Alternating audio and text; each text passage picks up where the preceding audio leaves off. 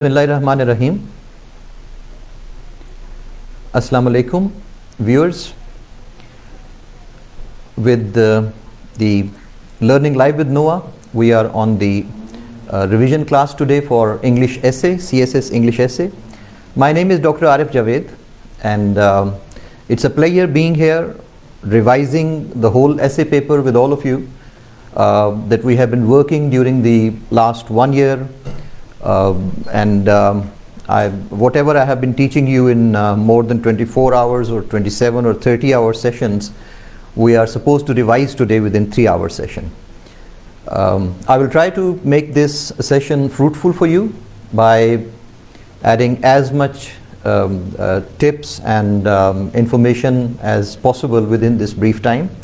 I'm aware of the fact that many of you have already gone through certain mock tests also, and you have seen the results also.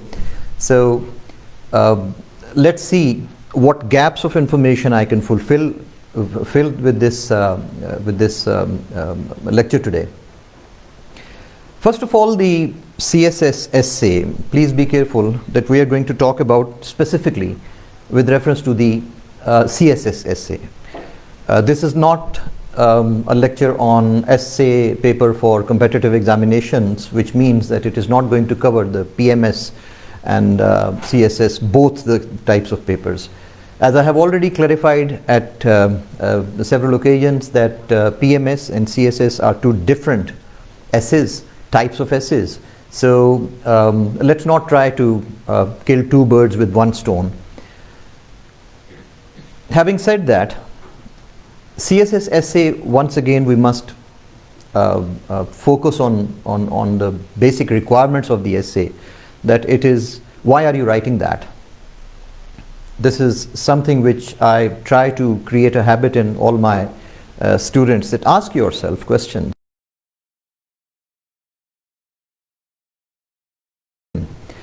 Why are you writing this essay? You are writing this essay because you have applied for a job, Federal Public Service Commission. Now, this means that you are writing the essay according to a purpose, and the purpose has been set by FPSC.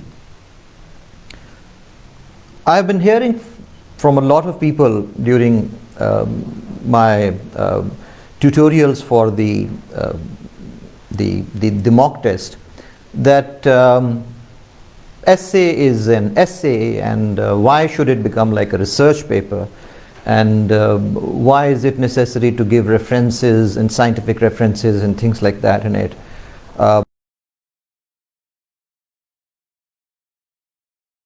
Want to free flow of thought, and the essay should not have any restrictions. Essay should go on as naturally as possible, and it is basically the expression of your thoughts. I beg to differ with most of these people. We are not writing an essay for the university here. We are writing the essay according to a certain purpose. We have applied for the job, and the employer is setting certain standards. It has certain requirements. It is an academic essay, I agree, okay. But at the same time, it's not a university examination. It's the examination of a recruiting company, recruiting organization. At best, FPSC basically is a recruiting organization. It recruits for the civil service. And it has set very clear standards. Many people think that FPSC is rather vague about its instructions. कि जी FPSC ने बताया तो है कुछ नहीं ऐसे के बारे में, और बस फेल करते जाते हैं और हज़ारों की तादाद में लोगों को फेल करते जाते हैं. I will disagree once again. The FPSC website, the CSS syllabus 2016, it states very clearly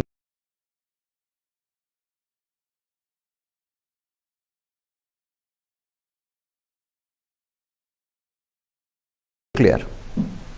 अगर हमें कॉम्प्रिहेंसिव की तो समझ है, और अगर हमें रिसर्च बेस्ड नॉलेज की समझ नहीं आती, तो फिर ये FPSC का कसूर नहीं है. One. Secondly, it has very clearly stated that the students' articulation, expression, and technical treatment of the style of English essay writing will be examined. Now, तीनों चीज़ें उन्होंने स्टेट कर दी हैं सामने बिल्कुल clear. One, that it is not a test of content only. अब ये वो बेसिक प्रॉब्लम है जहाँ पे आके अब आपने अपने माइंड में एक चीज़ क्लियर करनी है। जब आप अब फाइनल स्टेजेस के ऊपर एसे की जब आप रिवीजन कर रहे हैं और स्टेज एसेस लिख रहे हैं, अपने माइंड में बार बार एक चीज़ को याद रखें कि content is just one part of the essay writing for FPSC. CSS essay का वो एक पार्ट है, but how much? May be something like 40 to 50% only. What is the rest of it? The rest of it is language and structure. इसको हम जो मर्जी कर लें, हम इसको ओवरलुक नहीं कर सकते। हम ये पॉसिबल नहीं है कि हम अपनी मर्जी से कि ये free flow of thought, okay, free flow of thought expression might be very good, but then there has to be a structure. After all, FPSC is not a university. It's not testing how good you are at your creative expression or things like that. It requires a certain standard कि आप अपने ideas को present किस तरह कर रहे हैं, आप अपने आइडियाज़ को आपके पास आर्टिकुलेट कैसे करते हैं। अपनी जो व्यू है आपकी एसे के बारे में, उसमें सबसे पहली चीज़ जो ठीक करने वाली है, करेक्ट करने वाली है, that it is not a test of knowledge. अगर एफपीएससी ने आपका नॉलेज टेस्ट करना हो तो फिर और मेथड्स हैं ना। आपके पास बाकी जो 10-11 पेपर्स हैं वो सारा आपको नॉलेज टेस्ट कर रहे हैं। नॉलेज टेस्ट करने के क्या मेथड्स हैं? You give a question and you get a certain answer for that, and there are more than just one question in the paper. बाकी जितने भी आपके कंटेंट सब्जेक्ट्स हैं, same goes for the MCQs also. So अगर knowledge test करना हो तो फिर ये वाले मेथड्स हैं एफपीएससी के पास, जिसके थ्रू नॉलेज टेस्ट किया जा सकता है। Essay is not doing any of that. That is what tells me that it is not a test of knowledge. What is it then? So it is actually how you present your content in a certain structure and according to a certain level of expression. Your command of language, your expression. तीनों चीज़ें ठीक होनी चाहिए। बाज़ लोगों का ये ख्याल है कि पता नहीं लैंग्वेज सर वो चल जाएगी, थोड़ी वीक भी हो, टेंसेस ठीक ना हो, वोकैबुलरी ठीक ना हो, तो क्या ये चीज़ चल जाएगी? No, it is not like that. So let's start from the beginning कि सीएसएस एसे को मैंने डिफ़ाइन किया कि एक्चुअली ये है क्या। तीनों चीज़ें आपको, कंटेंट, लैंग्वेज, स्ट्रक्चर, सारा जो है वो आपको एक्सप्रेशन, सारी चीज़ें जो आपको वो कैटर करनी पड़ेंगी। अब होता क्या है कि हमारे स्टूडेंट्स अगर लैंग्वेज में अच्छे हैं तो मे बी उनके पास कंटेंट नहीं होता, कंटेंट होता है तो समटाइम्स उनके पास स्ट्रक्चर नहीं होता, और बाद औक़ात वो सिर्फ़ और सिर्फ लैंग्वेज की बेसिस पे उसको ज़ोर लगाने की कोशिश करते हैं that they might go through. Let's come to the questions. First of all, ये तो थी वो इंस्ट्रक्शंस जो कि एग्जामिनर ने ऊपर जो थी वो दी हुई थी, और इसके बाद आपके पास आ गए 10 टॉपिक्स, और वो 10 टॉपिक्स जो हैं वो एक ब्रॉड उनकी चॉइस होती है, रेंज होती है। इसके अंदर जो एक चीज़ आपने ख्याल रखना है, जो रिवीजन के लिए मेरे लिए बड़ा इंपॉर्टेंट है आपको याद कराना, कि बहुत से लोग अपने लिए एक गड्ढा खोद लेते हैं और they enter a tunnel which has no opening on the other side, and that is that they decide कि जी मैंने तो डिस्क्रिप्टिव ऐसे करनी है या मैंने एक्सपोजिटरी ऐसे करनी है, और फंस जाते हैं उसके अंदर। Reason being that the question paper, as the examiner said in, उसने अपनी इंस्ट्रक्शन पे लिखा हुआ है कि आपके पास मुख्तलिफ डिस्कोर्स के स्टाइल्स आपको आने चाहिए। ना सिर्फ आने चाहिए इसलिए कि एग्जामिनर ने उसके तहत आपको टॉपिक्स दिए हैं। टॉपिक्स में क्या क्या चीज़ें हैं उसने लिखा है ऊपर सीएसएस के क्वेश्चन पेपर के ऊपर, exposition, argumentation, description and narration. This means कि आगे वो जो 10 टॉपिक्स आपको दे रहा है वो इन 4 चीज़ों के मुताबिक दे रहा है। 10 टॉपिक्स हैं, अगर आपने उसमें से सिर्फ एक्सपोजिशन को उठा लिया है कि जी हमें तो बस ये सूट करता है, तो this means that you have 10, तो आप खेल ही नहीं रहे, आप तो 10 प्लेयर्स के साथ खेल ही नहीं रहे। You are playing with only 5 और मे बी एट बेस्ट 6। कोई भी सीएसएस का पेपर उठा के देख लें, रीसेंट पास्ट का, 2016 ऑनवर्ड्स का, आपको हर पेपर में मिनिमम 2 एब्स्ट्रैक्ट एसेस नज़र आएंगी, मिनिमम 2 आर्गुमेंटेटिव एसेस नज़र आएंगी, और मोर 2 और 3, एंड 5 और 6 आपको एक्सपोजिटरी टॉपिक्स जो हैं वो नज़र आएंगे। एक्सेप्ट फॉर द 2017 पेपर जिसके अंदर एक्सपोजिटरी एक भी नहीं था, और उसमें बहुत लोगों को प्रॉब्लम पेश आई क्योंकि एग्जामिनर के पास बहरहाल ये राइट मौजूद है, पेपर सेटर के पास, कि वो इनमें से उन्होंने तमाम जो थे वो उसके अंदर आर्गुमेंटेटिव और उसके अंदर डिस्क्रिप्टिव ऐसे थी यकीनन, और एब्स्ट्रैक्ट एसेस थी. People had a lot of problem. Again in 2019 and 2020, 2019 and 2020, most of the students who had gone with the idea of doing only the expository topics had a lot of problem, because expository ठीक है, आ तो गए 4 या 5 या 6 topics आ तो गए, लेकिन उनके variables इतने पेचीदा थे, they were so complicated that they had problem with that. 2020 का paper for example, last year का उठा के देख लेते हैं. Expanding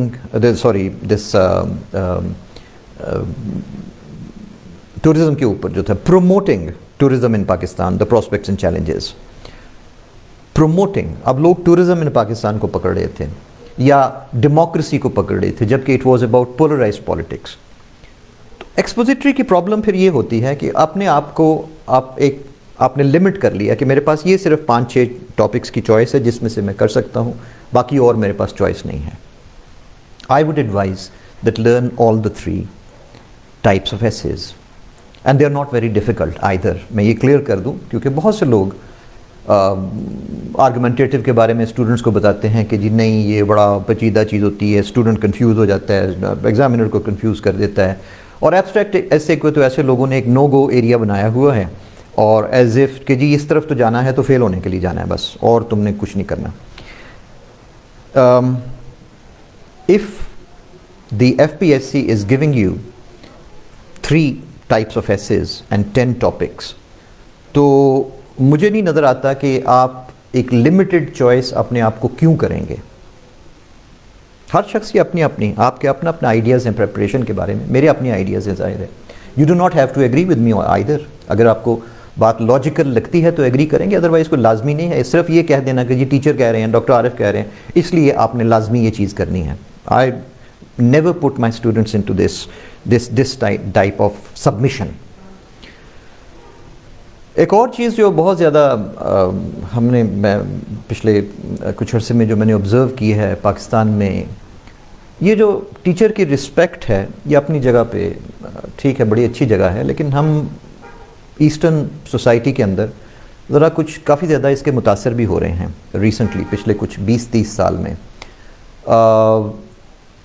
सिर्फ ये कह देना कि एक टीचर मेरे सामने खड़ा है और चूँकि वो कह रहा है इसलिए उसकी बात में वज़न है और मुझे पता नहीं है.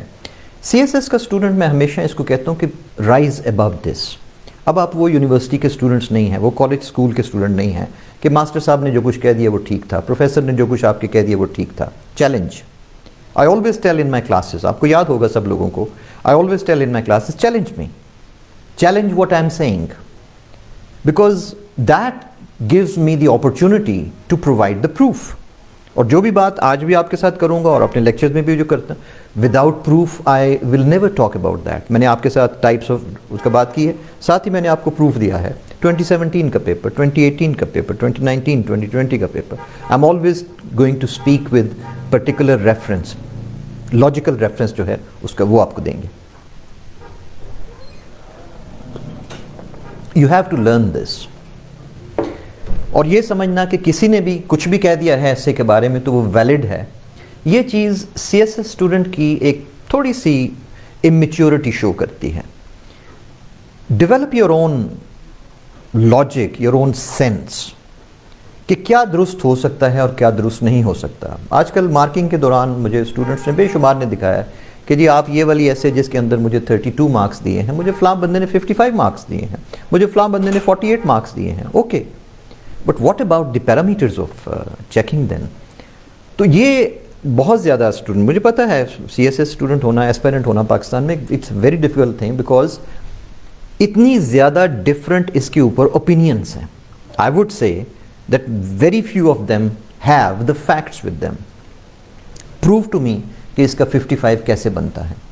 क्या आपके पास कोई रूब्रिक है, आपके पास स्टैंडर्ड्स क्या हैं जज करने के, क्या आप FPSC के स्टैंडर्ड्स के मुताबिक जज कर रहे हैं. I have given this rubric for this CSS essay marking, video भी मौजूद है यूट्यूब के ऊपर. 16 पॉइंट्स उसके ऊपर जो है वो चेक हो रहे हैं और स्टूडेंट्स को पता भी चलता है कि उनकी वीकनेस किस एरिया में है.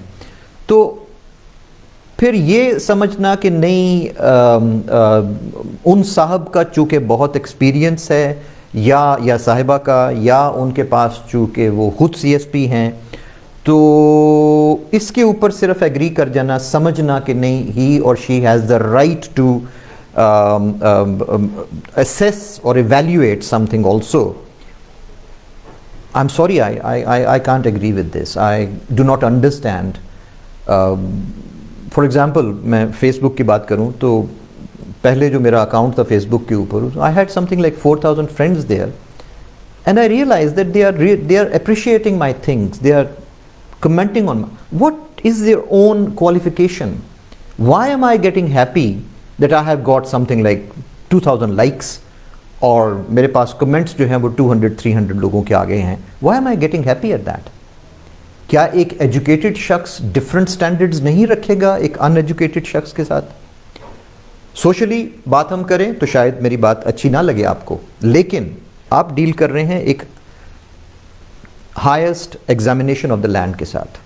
पाकिस्तान का सबसे ज़्यादा जो इंटेलेक्चुअल जो एग्जामिनेशन जो है माना जाता है वो ये वाला है। हम इसके ऊपर वो वाले मेथड्स नहीं लगा सकते जो FSC और ग्रेजुएशन में जो हमने लगाए थे। तो that is why rise above, raise your intellectual standard please, and realise कि आपकी अपनी भी वर्थ है।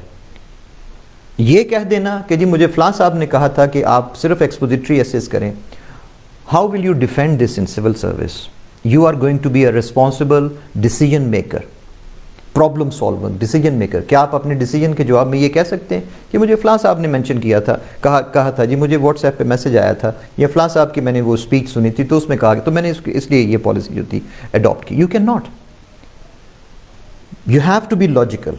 ये वो चीज़ है जो मैंने देखा है कि मिसिंग है बहुत ज़्यादा, और students are running from pillar to post, फलां के पास जा रहे हैं, 6 जगह पे मॉक एग्जाम्स दे रहे हैं, हर जगह से डिफरेंट ओपिनियंस आ रहे हैं, and then they are getting confused. I think you are confusing yourself. काफ़ी दफ़ा मैं क्लास के अंदर भी जब स्टूडेंट मुझे कहते हैं जी फलां चीज़ कन्फ्यूजन है, तो देन आई टेल देम कि बेटा मेरा हाल है आपको कंफ्यूज होने की आदत है। उसकी वजह यह है कि इस वक्त आप मेरी बात सुन रहे हैं, साथ साथ आप लोगों ने अपने क्वेश्चंस नोट किए हुए हैं कि हमने डॉक्टर आरिफ से ये क्वेश्चंस भी पूछने हैं, और मे बी अभी आप साथ साथ जो है वो अपने, तो this means that you are not listening to me, your mind is busy with some other stuff which you want to ask me, you are not receiving. ये वो चीज़ थी जो मैं ऐसे टीचिंग के दौरान मुसलसल आप लोगों से कहता रहा हूँ, और जब सेमिनार्स होते हैं, जब ओपन क्लासेस होती हैं, तो मैंने देखा कि अभी मैं 15 मिनट भी नहीं बोला मैंने ऐसे के बारे में, तकरीबन बिल्कुल शुरू की चीज़ें, और स्टूडेंट्स वो शुरू कर देते हैं, जनाब रेफरेंस इस तरह से देना होता है, सर इसके अंदर ये, सर फुल स्टॉप जो है वो गोल्ड डॉट होता है या कैसी लाइन होती है। They are asking questions which means that you are not focusing what we are receiving. So the first thing which you need is concentration, focus, and nothing else requires more focus than the moment on the 18th of February at 2 p.m. when the paper comes in front of you, 2:03 p.m. you have looked at the paper and you look at those 10 topics. You need focus, concentration. Your mind should be trained for that focus. You have looked at 10 topics. Do not clutter them with what you already know. ये point अब आपको समझ आएगी मैं क्यों इसके ऊपर आपको फोकस करवा रहा हूँ, कि आप अगर मुसलसल अपना दिमाग आपका बिजी है और सोचो में, तो फिर you can not focus on the thing. बहुत से लोगों ने, हम ये चीज़ें कहाँ से सीखते हैं? हम स्टूडेंट से सीखते हैं। ट्यूटोरियल के दौरान बहुत से लोगों ने मुझे बताया है ये कि भाई टॉपिक क्यों नहीं समझ आई? सर मैं असल में ना मैं समझ रहा था कि ये फलां टॉपिक है। Why were you thinking like that? Just because you lack focus and concentration. अब मैं उस पॉइंट की तरफ आता हूँ जो कि बेसिकली सबसे ज़्यादा बड़ी रीज़न है जिसकी वजह से जो इतना ज़्यादा फेलियर है, कि हमारे पास एक प्री कंसीव्ड मटीरियल है, हमारे पास प्री प्रिपेयर्ड मटीरियल है, और हम तैयार करके गए हुए हैं कि हमारे पास ये मटेरियल है, and then we try to look for that material in the paper. Students ने टूरिज्म इन पाकिस्तान का मटेरियल तैयार किया हुआ था, they were looking for tourism in Pakistan, and then they did it. What happened? 2300 zero. Why? Because they overlooked the word promotion, promoting. Students ने polarize, उन्होंने democracy तैयार की हुई थी। इसी तरह से ज़्यादातर लोगों ने, अब आप कहते हैं कि जी सर हम अगर रेडी ना करें, तैयार ना करें मटेरियल, तो फिर हमारे पास है क्या, हम कुछ ना कुछ तो हमने रट्टा लगा के जाना होता है। और मैंने सुना है काफ़ी सीनियर टीचर्स को भी ये कहते हुए कि भाई आखिर कुछ ना कुछ क्रैमिंग तो उन्होंने करनी होती है ना, फिर आप करें बेशक, that's your problem, do it. But what I am asking right now is that when you are reading the question, read that question please. Do not try to match it with what you already know. That is what basically leads people to disaster. और बेशुमार लोगों से मेरी, I have talked to not to hundreds but thousands of students who have appeared and have failed, and then they say, oh sir उस वक्त मैं mix कर गया, मेरे दिमाग में ये टॉपिक जो था ये इस तरीके से नहीं था, ये इस तरीके से था। Let's come to number one, step number one. You have looked at the 10 topics. How to choose, मेरा फर्स्ट बिल्कुल जो इसके बारे में पॉइंट है वो ये है कि how to choose the topic. How to choose the topic, look at all the 10 topics without selecting which one you want to take. Select 3. Shortlist 3 topics which you want to or can do.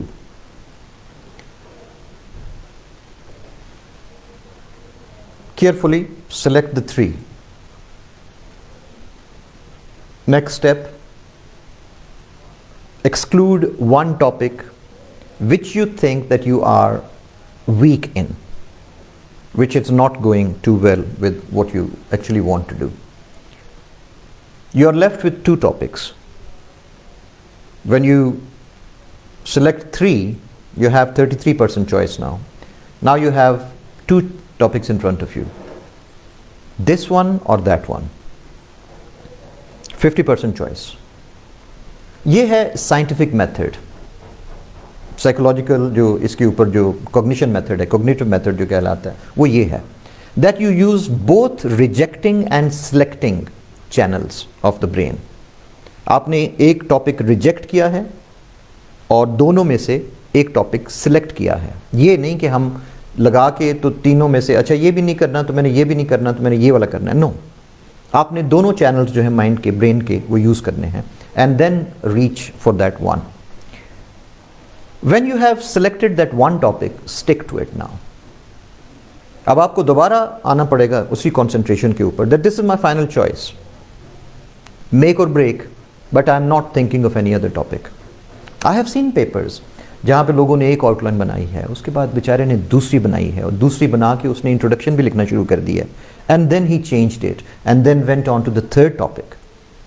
और third topic शुरू करके उस बेचारे ने introduction लिखा हुआ है, complete भी नहीं हुआ और नीचे लंबी लाइन लगी हुई है, विच मीन्स कि इन्विजिलेटर ने पेपर खींच लिया है, 3 घंटे पूरे हो गए हैं।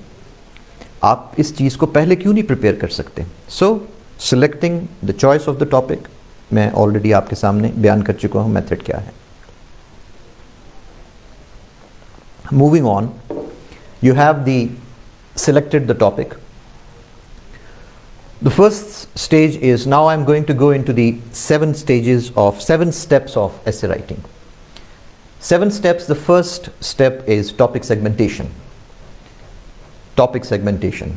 This is my topic and I'm going to break it into, how am I going to discuss it? अब CSS आपने प्रिपेयर किया है पिछले 1 साल के दौरान, तो आपको कम से कम एक चीज़ की अभी तक जो है वो समझ आ गई होगी कि टॉपिक के ऊपर डायरेक्टली पैराग्राफ्स नहीं लिखे जा सकते, और उसके लिए फिर हम उसको डिवाइड करते हैं डिफरेंट पार्ट्स में। आज जैसे मैंने 3 घंटे बोलना है तो I have divided into different parts, और विदाउट सेगमेंटेशन अगर मैं बोलता जाऊँ ऐसे के ऊपर ही तो may be I won't be able to pass more than half an hour or 45 minutes, and I would be speaking mostly cluelessly or irrelevantly. So that is why it's necessary to divide, because you're going to write about 2500 to 3000 words. They must be divided into logical segments. जैसे book को chapters में divide करते हैं, कभी ऐसी book नहीं होती कि बस स्टार्ट होके एक तरह आखिर तक वो बगैर उसके वो चल गई हो। फिक्शन में नॉवेल्स वगैरह हो सकते हैं but not otherwise. So that is your topic segmentation. आपने हेडिंग्स निकालनी है। मेरे नज़दीक हेडिंग निकालना शायद एसए का सबसे इंपॉर्टेंट काम है शायद। एसए फेल पास ही यहाँ पे होती है। बहुत से लोगों के साथ प्रॉब्लम है कि वो मिस इंटरप्रेट से मुराद क्या है, आपने टॉपिक को मिस इंटरप्रेट क्या किया, आपने हेडिंग्स उसकी गलत बनाई हैं। So that is why you need to focus on each and every word of the topic. Don't miss the prepositions, don't miss the articles, don't miss the punctuation and each and every word, because जब हम paper बना रहे होते हैं तो उस वक्त we are very careful about each and every, और उस word की connotations क्या हैं। For example, promoting tourism को हमारे स्टूडेंट समझ गए कि promoting tourism ing है, continuous है, हो रहा है, टूरिज्म प्रमोट हो रही है पाकिस्तान में। It was an entirely different perspective. So promoting करना, so try to understand the connotations of actual language जो उसके अंदर जो यूज की गई है टॉपिक के अंदर। This will help you in finding, आपको सेगमेंटेशन हम करते कैसे हैं, हेडिंग्स निकालते कैसे हैं। हेडिंग्स निकलती हैं की वर्ड्स इन की टर्म्स ऑफ द टॉपिक में से। आपके सामने जो टॉपिक आया है उसी में से हेडिंग्स निकलेंगी। कभी ये नहीं होता कि जी आप टॉपिक को साइड पे रख दें और अपने पास से उसकी हेडिंग्स जो है वो बनाने की कोशिश करें। That is possible in the abstract but not in the expository or the argumentative essays. Break down the topic, and I would advise that paragraphs की बेसिकली दो किस्में हैं। एक आपके पास फिक्स्ड पैराग्राफ्स हैं और एक आपके पास वेरिएबल पैराग्राफ्स हैं। फिक्स्ड पैराग्राफ्स जो कि आपके पास इंट्रोडक्शन है, उसके बाद ओवरव्यू ऑफ द टॉपिक है, जिसको बाद लोग ओवरव्यू ऑफ द टॉपिक से मुराद वो उसका हिस्टोरिकल बैकग्राउंड समझ लेते हैं। मैं उसकी तरफ बाद में जाता हूँ ओवरव्यू के ऊपर। और उसके बाद कंक्लूजन आपके पास एसे का लाजमी हिस्सा है। ये तीन चीज़ें आपके पास लाजमी, ये फिक्स्ड पैराग्राफ्स हैं, 1, 2 and then the last one conclusion. Then you have the variable headings. I would advise that never keep the variable headings to 2 only. Break it into 3, break it into 4 if possible. जितना ज़्यादा आप उसकी segmentation करेंगे उतनी आपको articulation में मदद मिलेगी। Break it into 3 which will help you in devising, in designing your total structure of the essay. और यहाँ पे आपके पास फिर आके पैराग्राफ स्ट्रक्चर आएगा, पैराग्राफ्स की आएगी number of paragraphs. Normally in CSS essay for about 2500 words हमने जो स्ट्रक्चर है CSS essay का उसके अंदर introduction runs for about 220 to 250 words plus or minus 10%, and the conclusion runs for, the overview paragraph runs for about 100 to 120 words अगर आप note करना चाहें, and the conclusion paragraph normally for 150 to 180 words. मैं lines नहीं कहूँगा, sentences नहीं कहूँगा, आपके पास हमारे पास words की हमेशा limit होती है, because the essay itself is given in words, never in lines or sentences or pages. This is the structure. So now you come to the variables. और अगर आप देखें तो ये जो fixed पैराग्राफ्स हैं इनके अबाउट 500 वर्ड्स इनसे बन जाते हैं, और इसके बाद आपके पास तकरीबन 2000 वर्ड्स बचते हैं जो कि आपने बॉडी पैराग्राफ्स में, जो डिस्कशन पैराग्राफ्स हैं आपके पास, उनके अंदर लगाने हैं। A body paragraph should be something like 90 to 120 words, 100 to 120 words. और अगर आप 100 to 120 वर्ड्स को देखें तो आपके पास 16 to 18 पैराग्राफ्स की गुंजाइश जो है वो मौजूद है उसके अंदर।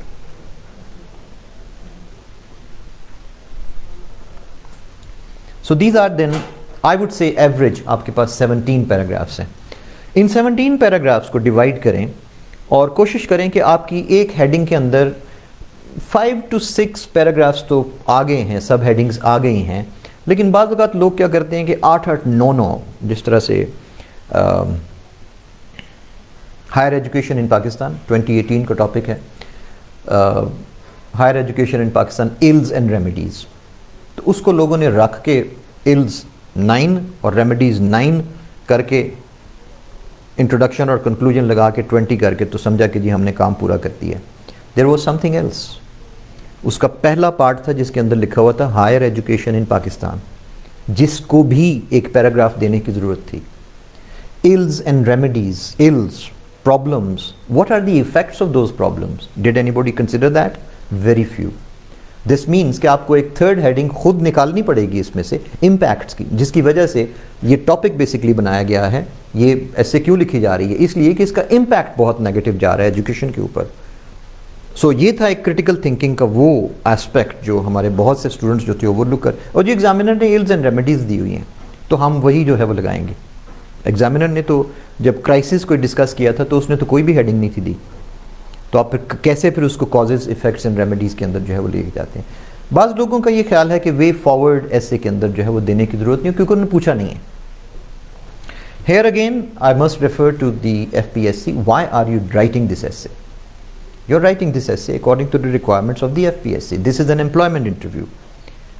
What have you applied for? You're not applying for something like a data entry operator or some engineering post or something like that. You are going to occupy a slot in the administrative structure in Pakistan, which has two basic functions: problem solving and decision making. And for both you require critical thinking. और सिर्फ अगर आपने चीज़ को discuss करके छोड़ देना है तो there is no difference between you and a journalist. A journalist does the same, shows you the effects. News क्या होती है? न्यूज़ हमेशा इफेक्ट होती है। बहुत थोड़े लोग उसकी कॉज पे भी जाते हैं जर्नलिज्म में और उसके बाद बात खत्म हो जाती है। कॉलम्स वाले सॉल्यूशंस पे भी जाते हैं।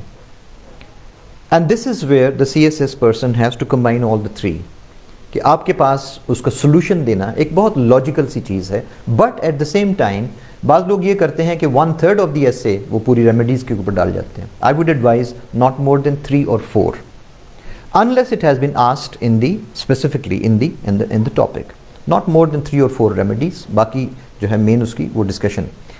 अब जब आप टॉपिक सेगमेंटेशन कर रहे हैं तो इसके अंदर अक्सर स्टूडेंट्स के साथ प्रॉब्लम ये पेश आती है कि वो बैकग्राउंड में बहुत ज़्यादा चले जाते हैं। पाकिस्तान इंडिया में देखा गया है, बांग्लादेश में इसकी जो पेपर्स जो असेसमेंट का मुझे जहाँ तक मौका मिला है इसकी, इन लोगों का हिस्ट्री का बैकग्राउंड बड़ा स्ट्रॉन्ग होता है। एक हमारे इस सारे सब कॉन्टिनेंट में श्रीलंका इंक्लूडेड कि ये सब हिस्ट्री का कॉन्सेप्ट जो है वो काफ़ी ज़्यादा है यहाँ पे। और उसके बाद रिलीजन जो है चूँकि वो भी सपोर्ट करता है, वो भी हिस्टोरिकल रेफरेंसेस बार बार दे के, तो एक माइंडसेट बन गया होता है जिसके अंदर हम हिस्टोरिकली चीज़ों को एक्सप्लेन करने की और डिफ़ाइन करने की कोशिश करते हैं। Of course we do, we should, but how much? That is the question. How much background and at what position? बाज़ औक़ात लोग कॉजेज इफेक्ट्स करके फिर बैकग्राउंड जो है उसके वही हिस्टोरिकल रेफरेंस में जाने की सिखाया जाता है उनको, विच इज़ क्वाइट इलॉजिकल। अगर आपने हिस्टोरिकल उसका देना भी है रेफरेंस तो फिर आप शुरू में ओवरव्यू के बाद को थर्ड आप एक हेडिंग बनाएंगे, लेकिन हिस्ट्री को भी बड़े ध्यान से। मैंने देखा है बहुत एक मुश्किल चीज़ जो हमारे एस्पायरेंट्स को लगती है वो स्टार्टिंग पॉइंट ऑफ द एसे है कि मैंने कितना बैकग्राउंड में जाना है। हम अगर इवन पाकिस्तान की भी 2 नेशन थियरी में भी जाना चाहें तो वो औरंगज़ेब तक शायद हमें जाना पड़ता है उसके लिए। So how many paragraphs, how much space can you give to just explaining the background?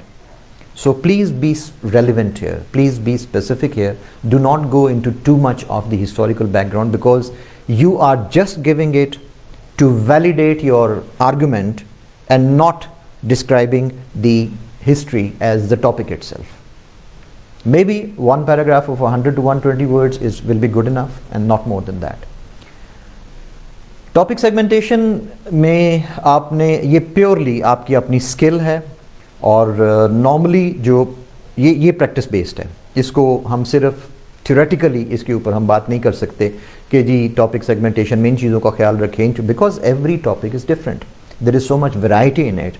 But मैं सिर्फ एक चीज़ एडवाइस कर सकता हूँ कि आपके variables, we are careful about this while setting the paper, कि हम एक बिल्कुल एब्स्ट्रैक्ट ब्रेनस्टॉर्मिंग हमने नहीं करवानी स्टूडेंट से, एस्पायरेंट से, और इट शुड बी फोकस्ड। कुछ ना कुछ तो पॉलिसी उसको देनी पड़ेगी ना इस पेरेंट को जिसकी बेसिस पे वो आगे चले।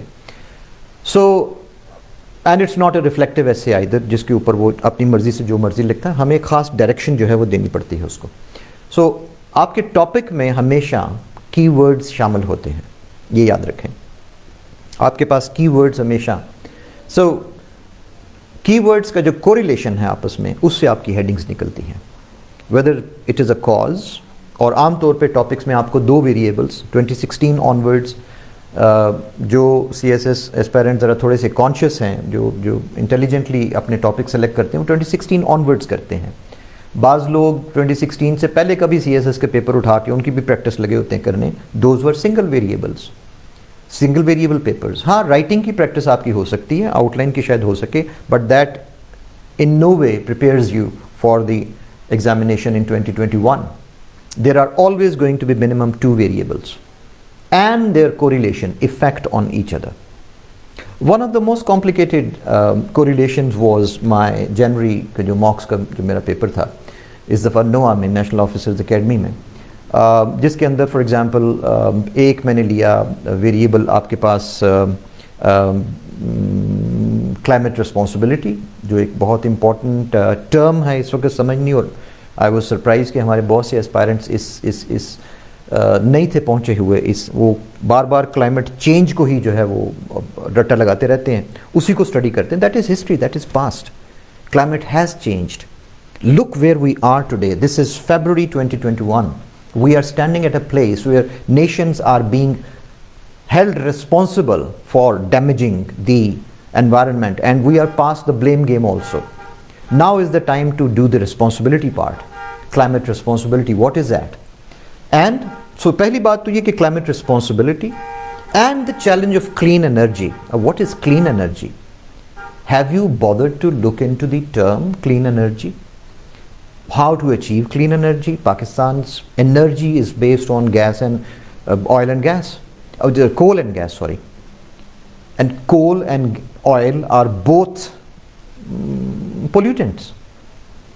So this means that we have this challenge that we have to get away from coal and oil and still meet our energy requirements, fulfilling the demands of climate responsibility. This was the breakdown of the topic. So students के साथ इस की ख़ास तौर पे जिन लोगों ने ये वाला टॉपिक लिया था, उसकी जब पेपर्स चेकिंग और स्टूडेंट्स के साथ डिस्कशन के दौरान मैंने ये देखा कि मेरी ऑब्जर्वेशन थी कि स्टूडेंट ज़्यादातर अपनी वो जो नॉलेज था उसी को फिट करने की कोशिश में ज़्यादातर इसके अंदर उनको प्रॉब्लम पेश आ रही थी। So if you look at my जनवरी मॉक्स नोआ के जो हैं और दिसंबर के जो क्वेश्चन पेपर्स हैं और मेरे नवंबर का जो क्वेश्चन पेपर हैं, तो I can easily say that I won't say that it's a guess or I'm predicting, but basically आपके पास यही वेरिएबल्स हैं इस वक्त अवेलेबल जिनकी मुख्तलिफ कॉम्बिनेशन से आपका 18 फरवरी का जो ऐसे का पेपर है वो आपके सामने आएगा। वो अल्टीमेटली वेरिएबल्स यही हैं, बट देयर कॉम्बिनेशंस में चेंज। आप जो चीज़ें प्रिपेयर कर रहे हैं, आप टॉपिक्स ठीक है आप प्रिपेयर करें, आप ब्रॉड एरियाज़ प्रिपेयर करें, क्योंकि वही ब्रॉड एरियाज़ हैं जो अल्टीमेटली जिनके कॉम्बिनेशन से वो टॉपिक बनना है, और फिर वो टॉपिक जो है उसकी सेगमेंटेशन आपके लिए आसान हो जाएगी, because you will have the knowledge. अगर आप सिर्फ और सिर्फ ऐसे प्रिपेयर करके समझते हैं कि मेरा मटेरियल तैयार हुआ है, तो that is definitely going to lead you to problem, because आपने सर्टन कॉम्बिनेशन, आपने वेरिएबल्स का एक ख़ास कॉम्बिनेशन प्रिपेयर किया है और वो कॉम्बिनेशन लाजमी नहीं कि वही सेम टू सेम कॉम्बिनेशन आए। I hope you are getting my point, that these are same variables, same topics, but with a different combination. The same happened in 2020 paper, 2019, इसी तरीके से सारा जो है वो।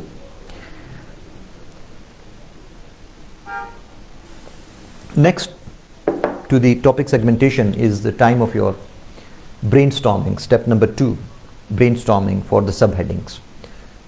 Step 1 हमारा है topic segmentation to find the headings, and Step 2 is brainstorming to find the subheadings. और brainstorming हमारे काफ़ी सारे एस्पायरेंट्स नहीं करने की वजह से वो दोबारा अपने लिए एक दीवार खड़ी कर लेते हैं और वो लिमिटेड जो है पॉइंट्स लेके ऐसे स्टार्ट कर लेते हैं, and when they reach the paragraphs they find out that they do not have the data, or they do not have the information, or at least they do not have the necessary supporting points. That's why I always advise, have more than just the required number of various subheadings with you. Take something like, अगर आपने 5 या 6 आपने select करनी है तो take something like 8 to 10. Brainstorming के work divergent thinking से. Do not set a limit on yourself कि मैंने कितने points लिखने हैं.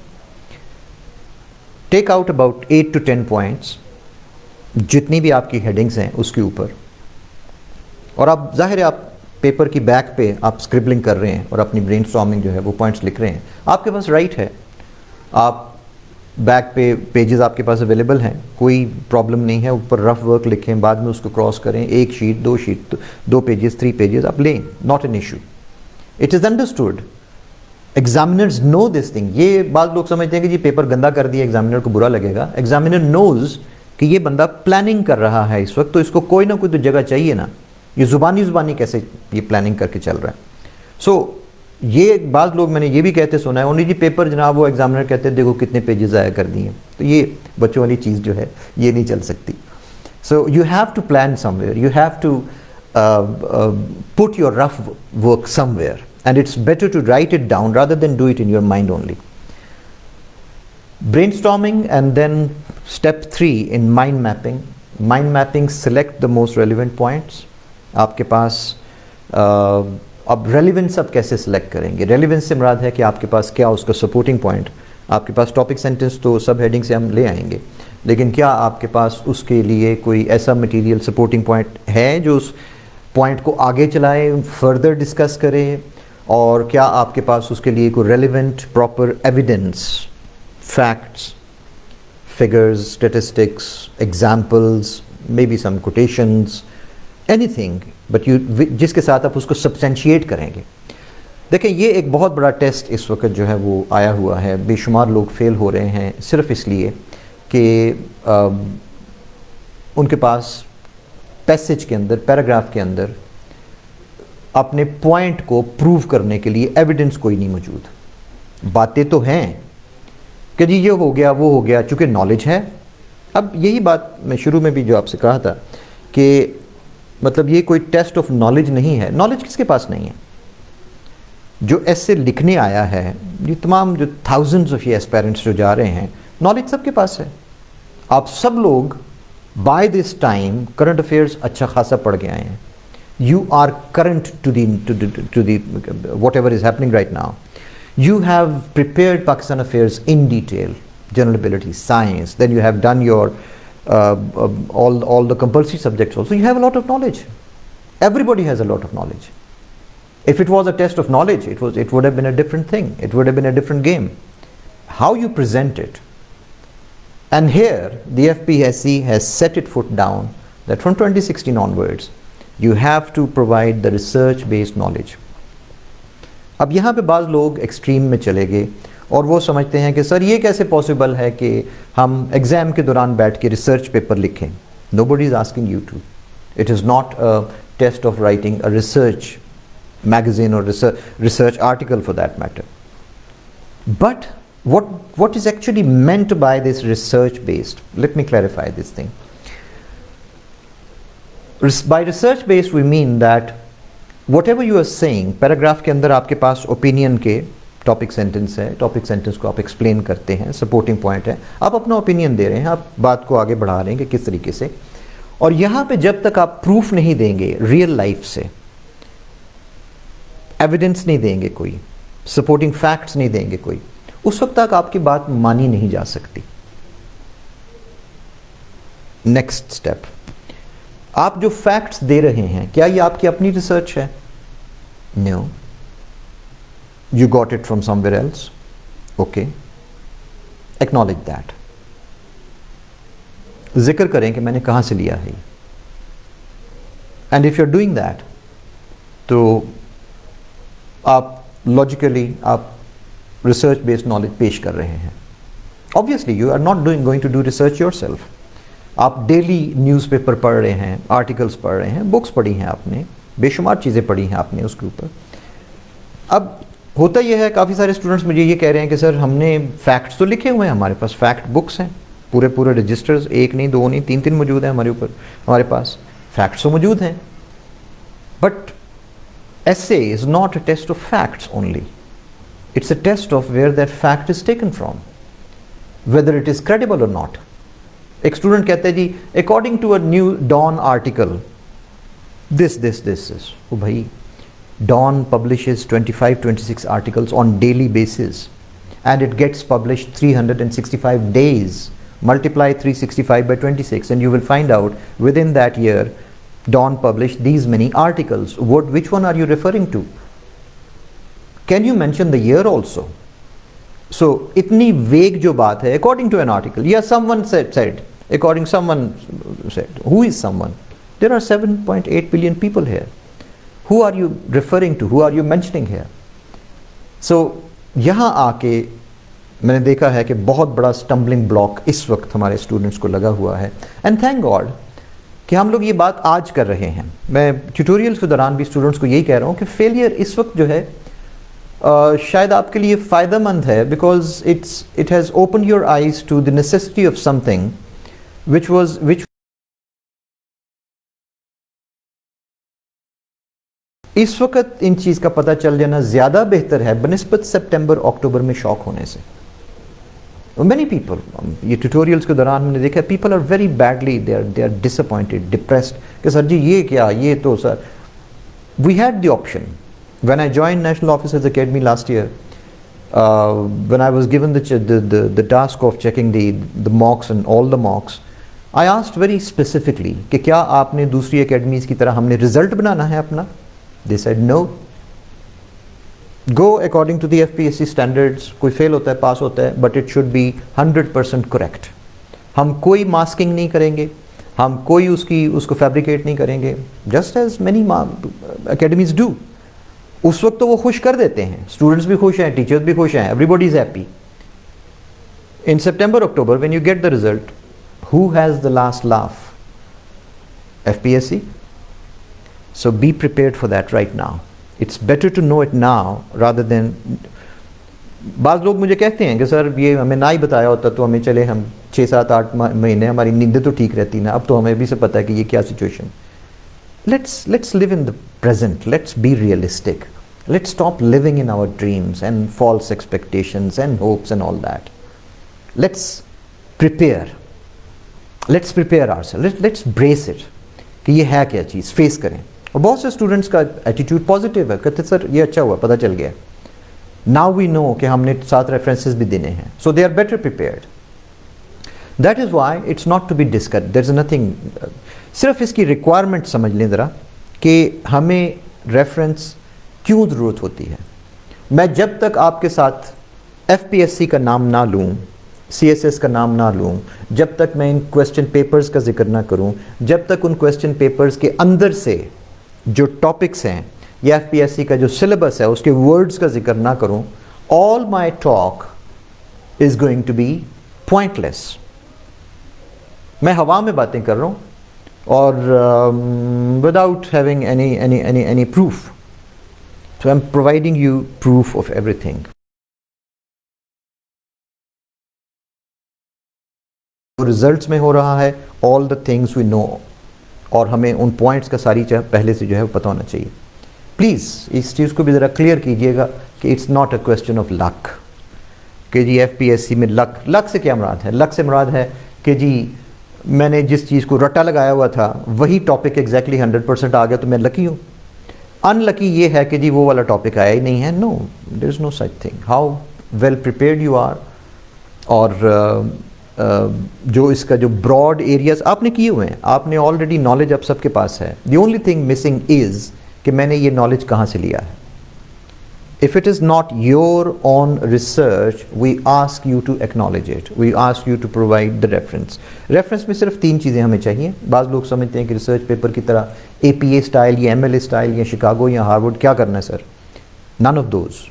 क्योंकि हमारे पास यहाँ पे रेफरेंस लिस्ट मौजूद नहीं है जो हम इन टेक्स्ट साइटेशन में सिर्फ और सिर्फ राइटर्स नेम एंड ईयर दे के तो कंप्लीट कर लें। हमें यहाँ पे तीनों चीज़ें देनी पड़ेंगी, the author's name whose idea you are presenting there, or the organization whose report you are referring to, and the author's name के साथ हमें जिक्र करना पड़ेगा पब्लिकेशन का भी, कौन सी आर्टिकल है, कौन सा पेपर है, कौन सा पेपर से बराबर मेरी उसका रिसर्च पेपर है, रिसर्च पेपर, और उसके बाद ये कि अगर बुक है तो बुक का नाम, और उसके बाद ईयर इज़ वेरी इंपॉर्टेंट। देखें ईयर एक इतनी इंपॉर्टेंट चीज़ है कि इन टेक्स्ट साइटेशन जब हम करते हैं, रेफरेंसिंग करते हैं, तो उसके अंदर अगर आप रेफरेंसेस की लिस्ट देखें तो उसके अंदर 6, 7, 8 एंट्रीज होती हैं। पब्लिशर है, सिटी है, बेशुमार है, पब्लिकेशन का नाम क्या है, जर्नल का नाम क्या है, वो सारी डिटेल्स उन्हें दी होती हैं। लेकिन जब साइटेशन देते हैं टेक्स्ट के अंदर तो हम सिर्फ 2 चीज़ें लिखते हैं, the writer's name, only the initials, and the last name APA में, और ईयर हम लिखते हैं। Year is so important. Without the year no information is valid. Without giving the date, the year, no information is valid. It is quite possible that whatever you are saying, कोविड-19 के ऊपर लोगों ने जो references दिए हुए थे, sir वो तो है ही 2020 के ना, उससे ये तो अंडरस्टूड है ना। Do not give such lame excuses कि it is understood. It might be 21 also. It's an ongoing process, this research. So you have to validate your answer with a proper year, without which no information is valid. तो ये वो mind mapping में stage 3 से, ये actually paragraph के अंदर हमने ये चीज़ करनी होती है। तो माइंड मैपिंग लेवल पे आप ये डिसाइड कर रहे हैं स्टेज 3 पे कि हमारे स्टेप 3 के ऊपर कि हमने कौन से टॉपिक्स ऐसे हैं जिसके ऊपर मेरे पास साइंटिफिक एविडेंस मौजूद है। You select those points which are most relevant और required number of paragraphs के मुताबिक आप उनको select कर लेते हैं। Step 4, now is the stage to make a thesis statement. Thesis statement काफ़ी सारे स्टूडेंट्स को काफ़ी परेशान करती है। इसके बारे में काफ़ी व्यूज़ टीचर्स के मैंने सुना कि ना लिखो, इंट्रोडक्शन में ना लिखो थीसिस स्टेटमेंट, वरना शुरू में पकड़े जाओगे, वो शुरू में उड़ा देगा। जिसने शुरू में उड़ाना है, क्या वो बाद में आउटलाइन देख के नहीं उड़ा सकता? क्या वो ऐसे पढ़ के नहीं उड़ाएगा वो? Why are you trying to delay वो डूम जो आना ही आना है? अगर आपने मिस इंटरप्रेट किया है टॉपिक को तो फिर उसको आप डिले क्यों करवाना चाह रहे हैं? अच्छा, एग्जामिनर शायद धोखा खा जाए। धोखा आप खा सकते हैं, ये ज़रा याद रखिएगा थोड़ा सा। Do not try to deceive FPSC। Do not think कि एग्जामिनर वही एग्जामिनर है जो सारे टीचर्स ने प्रोजेक्ट किया हुआ है। ये एक experienced, responsible and very well educated शख्स होता है हमेशा। ये समझना कि जी एक ही बंदा सारे पेपर्स चेक कर रहा है, जैसे प्रमोट किया हुआ उन्होंने, and they have protected their secrecy very, I would say, efficiently. और या ये कि वो फ़र्ज़ किया उसका मूड नहीं उस दिन ठीक, तो वो सबको फेल करता जा रहा है, या वो जो है वो बाज़ लोग किसी को 40 दे दिए, किसी को 20 दे दिए, कोई यूनिफॉर्म सिस्टम नहीं है। I disagree with the whole thing. And the proof is that those people who pass, जो एलोकेट होते हैं, उनको आप ठोक बजा के देखें, and you will find out that all of them know what they profess to know. They have all passed, और यही एक सिंगल ऑर्गेनाइजेशन है जो रिस्पॉन्सिबल है इस पूरी ब्यूरोक्रेसी को सिलेक्ट करने में, out of the millions of people who have appeared.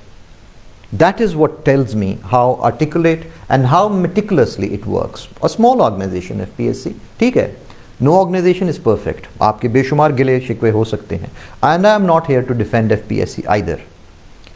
But why I speak so positively about FPSC is that इसको अपोज करके आप कोई बहुत ज़्यादा फ़ायदा हासिल नहीं कर रहे होते mentally. I always promote positive thinking. You are, and I use the word respect. Why respect the organization? Why you are? For example, hiring firing position में बहुत साल काम करने के बाद बहुत अरसा इंटरव्यूज़ में मेरा जो क्वेश्चन अक्सर होता है जो इंटरव्यूज़ से, did you check our website before coming for this interview? No sir. Why not? You are appearing in an interview with a responsible organization for a responsible position, and why don't you prepare yourself to what the organization? Sir, please tell me something about the organization. Why? Why should the organization tell you? That's your job to prepare yourself. So, coming back to the topic, ये जो समझना कि हम ना भी एक positive attitude के साथ ना भी जाएं, या ये कि क्या मुसीबत है, पता नहीं किस तरह की ऑर्गेनाइजेशन है, सुना है सारों को फेल कर देते हैं, तो this is going to create a negative backlog in your mind. ये वो चीज़ें हैं मेरे ख्याल में। ऐसे राइटिंग बजाते खुद टेक्निकली इसके अंदर पॉइंट्स जो हैं मेरे ख्याल में वो 50% ही शायद अहमियत रखते हैं। 50% आपका वो मेंटल एटीट्यूड है जो इस एग्जामिनेशन की तरफ है, जो इस सारे टास्क की तरफ है। और मैंने देखा है कि अगर वो पॉजिटिव है तो फिर इसके ऑब्स्टिकल्स को ओवरकम करना मुश्किल नहीं है। बेशुमार स्टूडेंट्स लेक्चर स्टार्ट होते ही शुरू में ही लिखना शुरू कर देते हैं, सर जी ये तो बड़ा मुश्किल काम है। ये तो मैंने बताया कि भाई आज हम लेक्चर में ये 3 चीज़ें पढ़ेंगे, और मैंने फर्स्ट चीज़ पढ़ानी शुरू की है तो वो दूसरी के बारे, ओ जी वो तो चीज़ बहुत मुश्किल है, थीसिस स्टेटमेंट तो सर जी बड़ी मुश्किल है। Have I taught you? नहीं सर, जब आप पढ़ाएंगे मैंने बहुत सुना है इसके बारे में। Okay, let me teach it. So ये समझना कि एग्जामिनर जो है उसको आप थीसिस स्टेटमेंट नहीं देंगे तो वो आपको डिले कर लेगा, या एग्जामिनर को पता नहीं है, या इस तरह की चीज़ें। So please don't fool yourself, please, and do it intelligently. They are also intelligent people who are selecting you, और they are looking for intelligent people. So intelligent people do not deceive themselves. Thesis statement is a basic integral part of the essay. Now the question whether it should be written in the outline or not is of course debatable and depends upon the choice of people as far as the expository essay is concerned. I leave it up to you. Personally, I prepare students always to write the thesis statement, and I say that make it your strength rather than your weakness. क्यों नहीं लिखनी? और जी पता नहीं हमें सही समझ भी आई है कि नहीं। ये जो कंफ्यूज्ड और बुज़दिलाना सा स्टांस जो स्टूडेंट को पढ़ाया जाता है, या स्टूडेंट्स अडॉप्ट कर लेते हैं, या अपने ऊपर इम्पोज कर लेते हैं, somehow or the other does not go with the way I think. I am very clear-headed about these things, that if there is a requirement it should be met, we should not look for the shortcuts, because there are no shortcuts to success.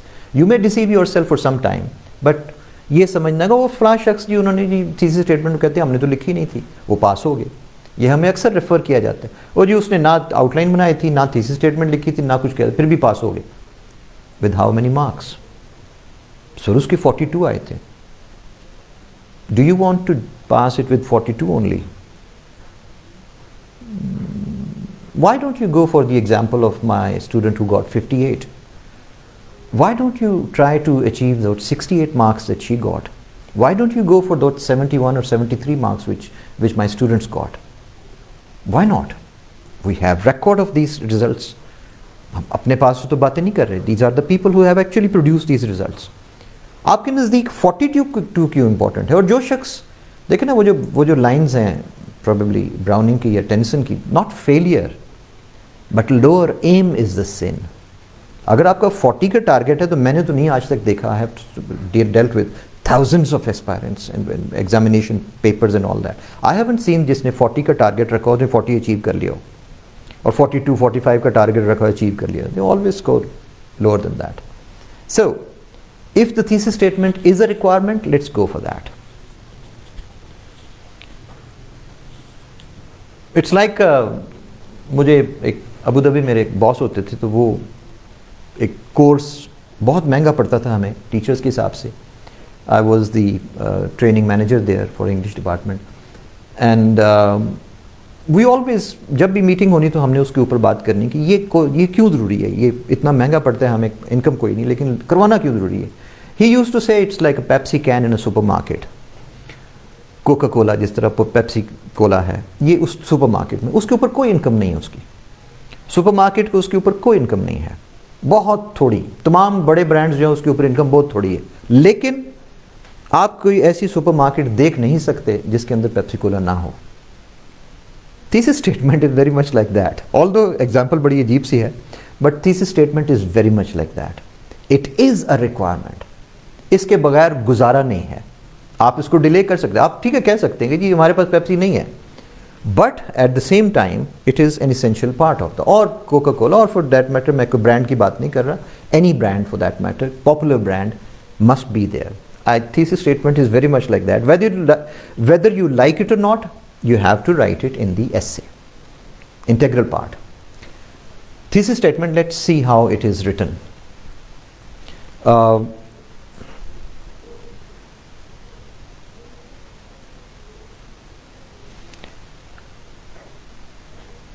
I'll take a break at, I must tell you that we started at 2:30 and we'll take a break at 3:50, excuse me, at 3:50. I'll take a break for 20 minutes. Again, we will start at 4:10 and move on to 5:30, just the way we do our classes, right? So we are at 33 right now. After 15 minutes, we will take a break. Thesis statement. Now, let's face this challenge. Why do we need to brush it under the carpet? Why do we need to avoid it? Let's face it. What is a thesis statement? Thesis statement is the simple terms stating the thesis. And what is thesis? Thesis means your opinion. Thesis means what is your standpoint, what is your claim about the topic, and what is your approach to solving these problems or moving on with this topic. This is thesis statement.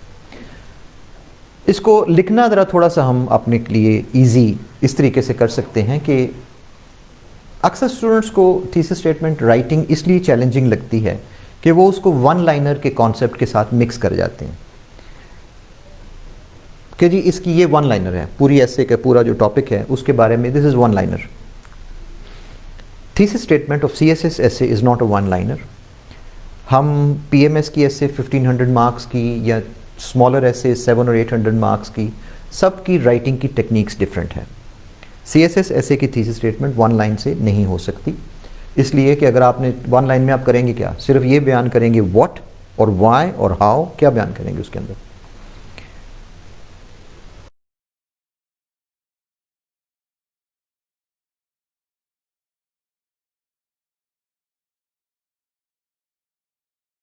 के ऊपर सारी बहस होती है कि promoting tourism in Pakistan for example, कि जी topic को describe करना क्यों ज़रूरी है. इसलिए ज़रूरी है कि आप अपने वर्ड्स में आप डिस्क्राइब करें कि what do you conceive, what do you understand of the topic. आपने कॉम्प्रिहेंड क्या किया है इस टॉपिक के बारे में. That is the point. So बहुत से हमारे मतलब ये प्रॉब्लम आती है पेश कि हमारे पूरे एजुकेशन सिस्टम के अंदर, और स्पेशली मैंने देखा है प्रेसी के पेपर में कॉम्प्रिहेंशन में ये मसला है कि क्वेश्चन पूछा गया है तो वो बिकॉज से आंसर स्टार्ट करते हैं कि जी ये क्वेश्चन है तो ये इसका आंसर है. वेयर एज मार्क्स डिवाइडेड हैं, अगर उसके 4 मार्क्स हैं कॉम्प्रिहेंशन के तो फिर वो भी व्हाट वे पहले व्हाट ऑफ यानी एड्रेस द टॉपिक चलेगा. सो सिमिलरली आपकी जो थीसिस स्टेटमेंट है पहले एड्रेस करें टॉपिक को कि टॉपिक है क्या.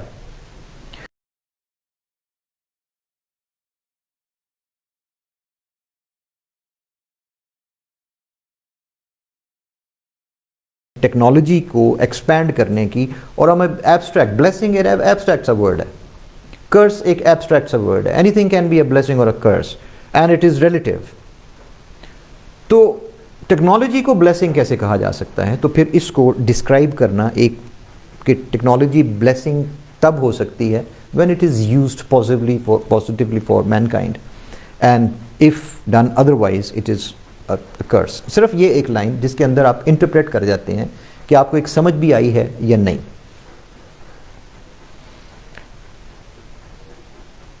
नेक्स्ट इज़ दी वाई, जो नॉर्मली जिसके ऊपर आपका फोकस होता है, और स्टूडेंट जो हमेशा जंप करके जाना चाहता है थीसिस स्टेटमेंट में कि जी हम ये कहें कि हमने इसको सॉल्व कैसे करना है. ओके, सेंटेंस नंबर 2, से व्हाट यू वांट टू से, how, what is your approach towards resolving this issue, what is your how you are, what is your claim, what is your standpoint about this, what side you are going to take of the topic, and things like that.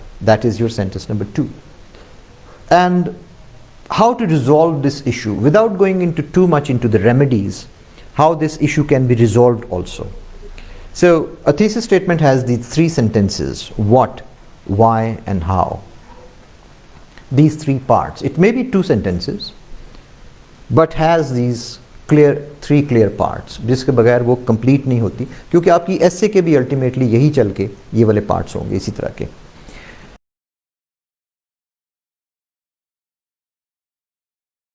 आप लंबी stories नहीं सुना सकते। हमारे students को अक्सर आदत है, दे आर इंडल्जेंट। हम as a nation we are indulgent, we indulge, we चीज़ के अंदर जाना है तो बस पड़ जाना है, उसके पीछे हाथ धो के पड़ जाना है उसके अंदर। इन 35 to 45 words you can not create too much of a story. बाज़ लोग टर्म्स को डिफाइन करने की कोशिश करते हैं, डेफिनेशन देने की कोशिश करते हैं। थीसिस स्टेटमेंट में तो गुंजाइश ही नहीं है, इवन कोटेशंस लगाने की कोशिश करते हैं। बेटा अपने वर्ड्स में बयान करें। What thesis statement has to be written in your own words. आपके पास इसके अंदर कोटेशन को घुसाने की इजाज़त नहीं, जगह नहीं है। इजाज़त का तो मसला है, you don't have space for that. Reason, आप कोटेशन कहाँ लगाएंगे या डेफिनेशन कहाँ लगाएंगे? आपके पास है टॉपिक, पूरा 5, 6, 7, 8, 10 वर्ड्स थे उसके, उसको इंटरप्रेट करना है कि ये क्या है। अब डेफिनेशन हम उसके अंदर कैसे लगाएंगे? You don't have space for that, do not have room for that. And then you move on to the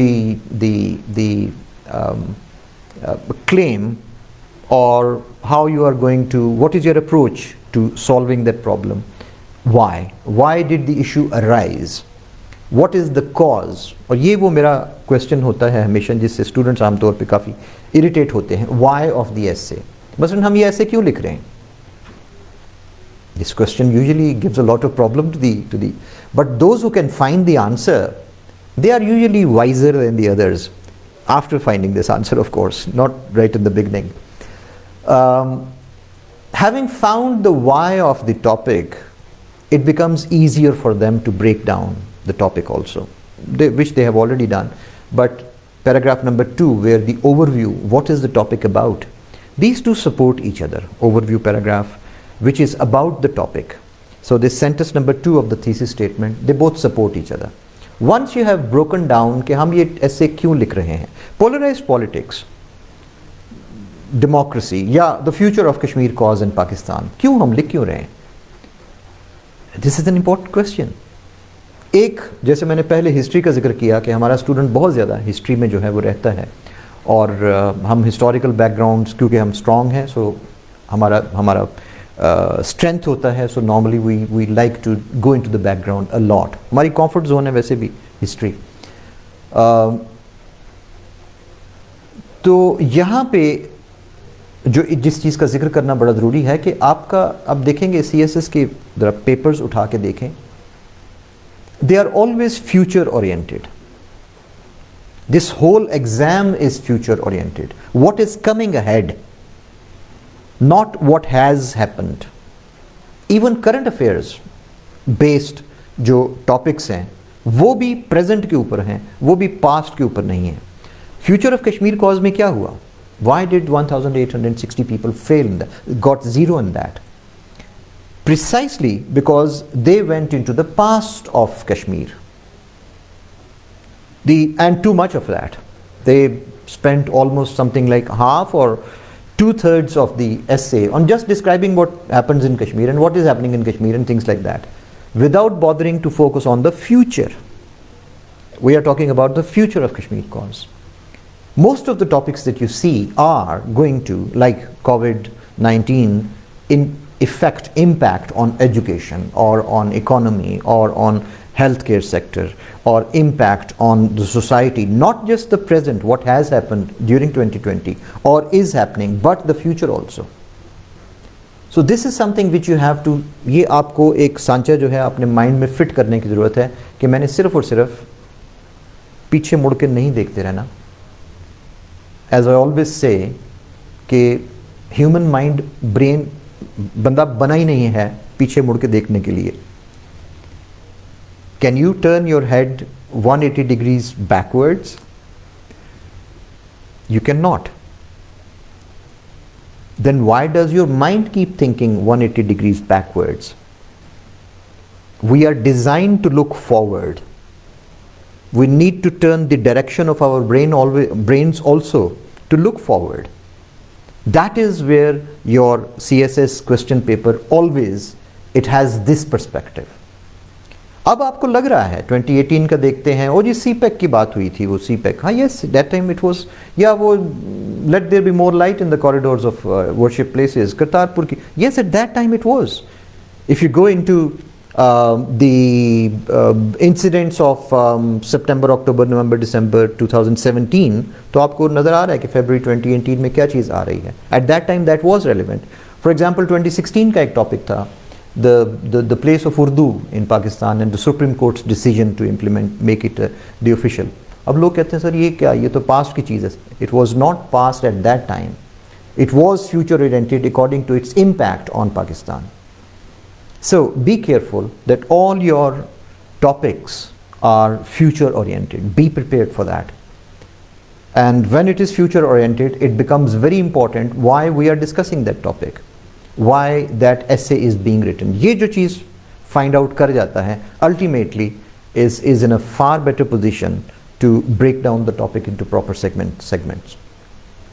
और ये आप चूँकि आप step 4 पे कर रहे हैं, स्टेप 1, 2 ब्रेनस्टॉर्मिंग, 1 सेगमेंटेशन आप ऑलरेडी कर चुके हैं, और अभी तक स्टेप 1, 2, 3 करने के बाद आप ऑलरेडी अपने जो आपकी जो एसे का जो मटेरियल है, you are quite familiar with that by now, and you have found out what it is about, और किस तरह से आपने उसको लेके चलना है, और किन किन चीज़ों का आप जिक्र कर रहे हैं और किन का जिक्र नहीं कर रहे. So you by now you have taken your decisions after step 3, mind mapping.